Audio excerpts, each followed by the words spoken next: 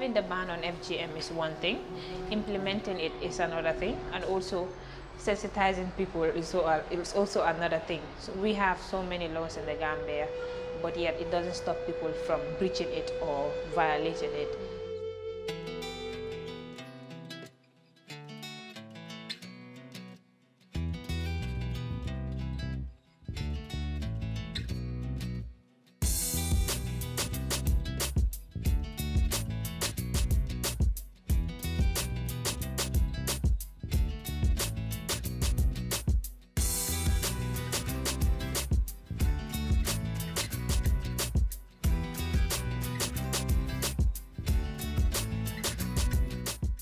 Well, Safe Hands for Girls is a survival-led organization that was founded in the US by a Gambian who is also a survivor of FGM, but was officially registered in Gambia in 2014. We deemed it necessary to go and talk to students, the young people, not very young people, people in junior and senior secondary school that are already adults, that are going to be soon to be parents.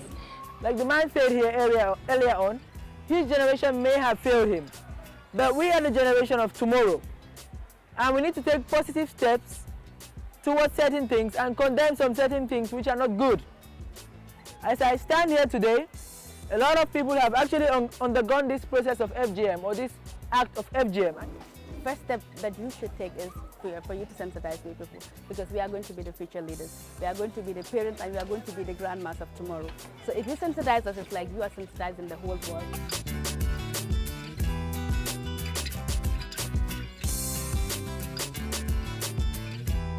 It's important to us because it really depends on our life, the way we live, and like the cultures that we did before. We know FGM is a deeply rooted culture that a lot of people, I mean, regardless of the law, would still go underground and practice FGM.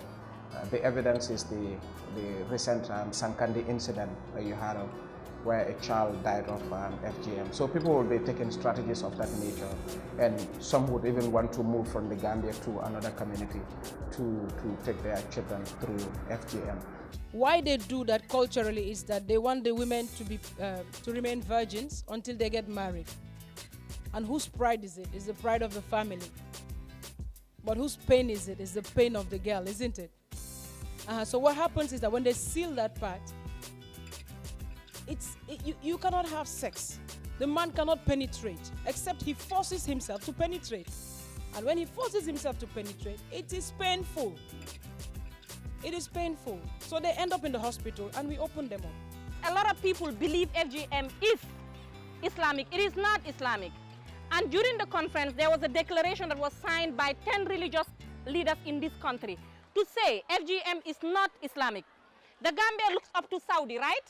As Muslims, we look up to Saudi, and Saudi, they don't know what FGM is.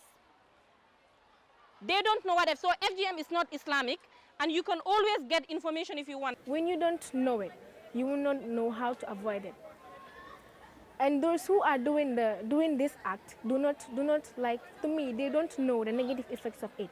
And for us as the future leaders, when we are trained and when we are taught about the negative effects of this process, this act of FGM, we know it. We know the bad effects of it. We will try to avoid it to our own children tomorrow. We won't do it to them because we know the harmful effects of it. The private part of his skirt or a part that is not supposed to be cut is cut, it causes a lot of pain, and it can also cause fracture. Like when the person is coming to be cut off, they will ask some guys to come and hold the person, so that the person will not be able to disturb the one who's going to do it. So it causes fracture, and it also causes a lot of bleeding. Yeah, when they cut the part that they are not supposed to cut, or when they touch where they are not supposed to touch, it can also cause a lot of bleeding.